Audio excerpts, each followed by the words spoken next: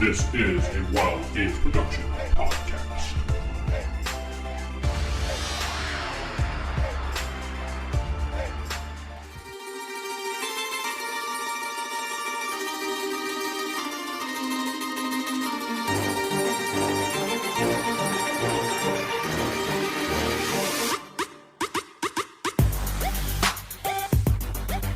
Good morning, folks. This is Vince the Evil DM, the podfather of OSR podcasting. We're back with another episode here Friday morning. Yes, it's Friday. The weekend will be upon us, and it'll be time to, if it's your weekend, of course, and maybe it's your game weekend. Maybe it's going to be time to game.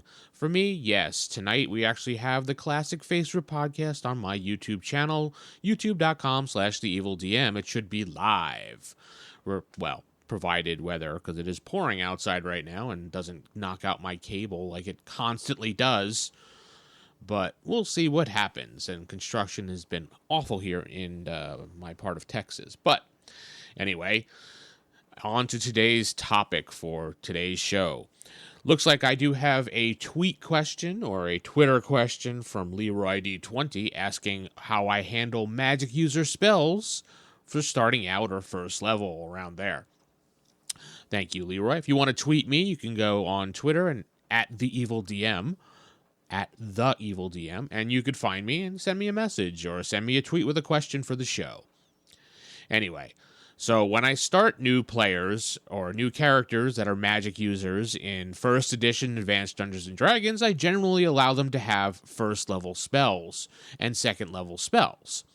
I give them the option to pick their starting spells, but they have to go through the method of, do they know this spell, or can they learn this spell under their intelligence based on the percentage. So I give them all the spells to look at, but they have to go through the list to see if they know them or their master has taught them that in the book. That's one way. Another way I've done it, if I want to be a little bit more generous, I give the magic user what I call a starter spell book, and he automatically has access to first and second level spells. He has them in his book. That's his book. His master gave him everything that's based in the core book. Anything else, third level and up, or Unearthed Arcana, or any other book that we find or use, the character has to find these in game. It's pretty much a simple method. Sometimes it works, sometimes it doesn't. Some players do like the second option a little bit better. I have in other campaigns given players, their character, the ability to have first through fourth level spells, which is a little bit more, a little bit more generous. But the problem, I know you're like, that's a lot. But think about this for a second. It's in your book. Now, chances are during your adventure, you're going to lose that book. And if you lose that book, you lose your spells. Your spells are gone.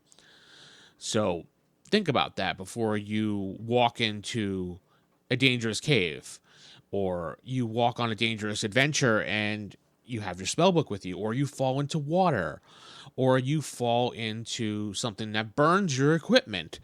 That spell book goes on fire, you lose your spells. You go into that water and that spell book gets wet. Chances are that spell book is not going to be readable anymore. Or readable anymore, because that ink is going to, run. The book's going to get wet. What happens to a book when it gets wet? It gets ruined, unless it's like a typeface book. I dropped water on books before, and as long as it's typeface, it's fine. It's just a little bit wrinkled and a little bit spotty. But the book itself can be ruined. So, or maybe you get thrown in jail, or maybe you get captured by an enemy. They're going to take that spell book away from you, regardless if they know what it is. They're going to look at it and see this weird writing in it. Those guards are absolutely, or those monsters are going to see it if they're semi-intelligent, like an orc or something, or a kobold. If they capture you and they see these things, they're going to take that away. Give it to their shaman. Be like, what's this? And the shaman's going to take it and know what it is, obviously, of either of those tribes. And you're not going to have your spells. And hopefully whatever you memorize, that's what you got. And that's about it. So that's how I handle the spells in my campaign.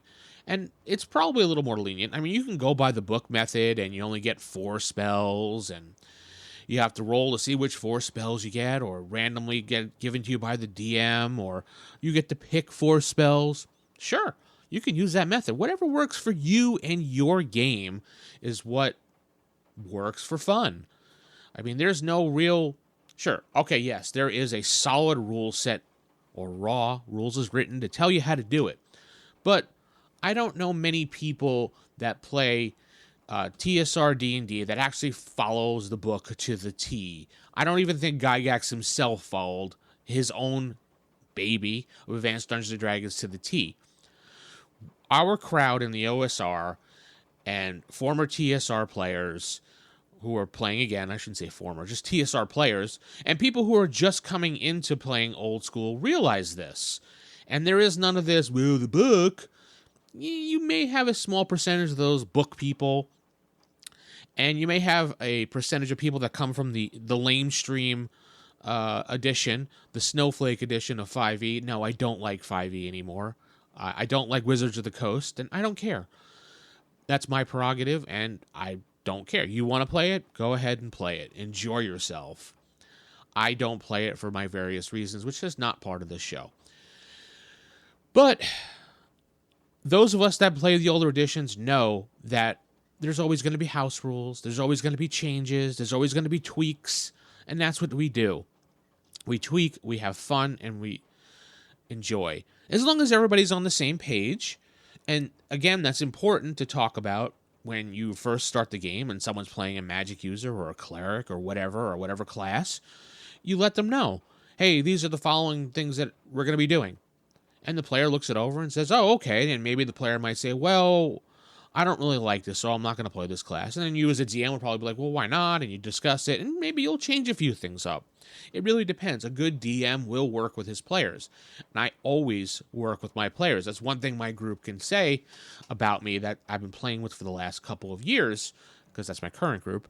I think we've been playing for like at least 3 or 4 now, but they can say that I will sit with a player and I will work with them on it. And this perfect example is when we played our Marvel game, TSR Marvel game, at rollhigherdie.com, which you can go to and listen to those actual play podcasts there.